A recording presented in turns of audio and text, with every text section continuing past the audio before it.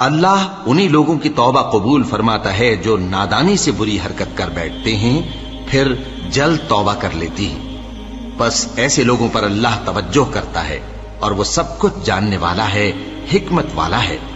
اور ایسے لوگوں کی توبہ قبول نہیں ہوتی جو ساری عمر برے کام کرتے رہیں، یہاں تک کہ جب ان میں سے کسی کی موت آ موجود ہو تو اس وقت کہنے لگے کہ اب میں توبہ کرتا ہوں۔ اور نہ ان کی توبہ قبول ہوتی ہے جو کفر کی حالت میں مریں۔ ایسے لوگوں کے لیے ہم نے دردناک عذاب تیار کر رکھا ہے۔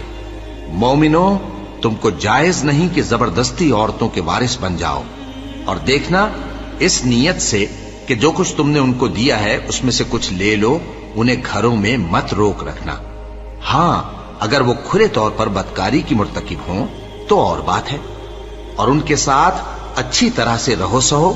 پھر اگر وہ تم کو ناپسند ہوں تو عجب نہیں کہ تم کسی چیز کو ناپسند کرو اور اللہ اس میں بہت سی بھلائی پیدا کر دے۔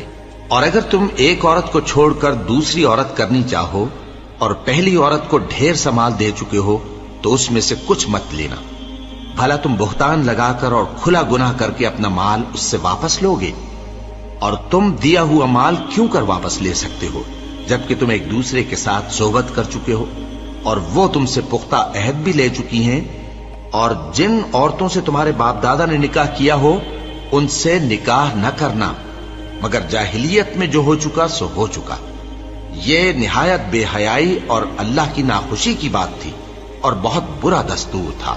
تم پر تمہاری مائیں اور بیٹیاں اور بہنیں اور پھوپھیاں اور خالائیں اور بھتیجیاں اور بھانجیاں اور وہ مائیں جنہوں نے تم کو دودھ پلایا ہو اور رضائی بہنیں اور ساسیں حرام کر دی گئی ہیں، اور جن عورتوں سے تم خلوت کر چکے ہو ان کی لڑکیاں جنہیں تم پرورش کرتے ہو وہ بھی تم پر حرام ہیں۔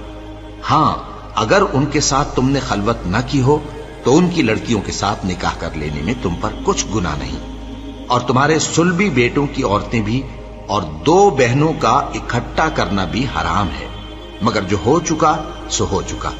بے شک اللہ بخشنے والا ہے، بڑا مہربان ہے۔ اور شوہر والی عورتیں بھی تم پر حرام ہیں مگر وہ جو قید ہو کر باندیوں کے طور پر تمہارے قبضے میں آ جائیں۔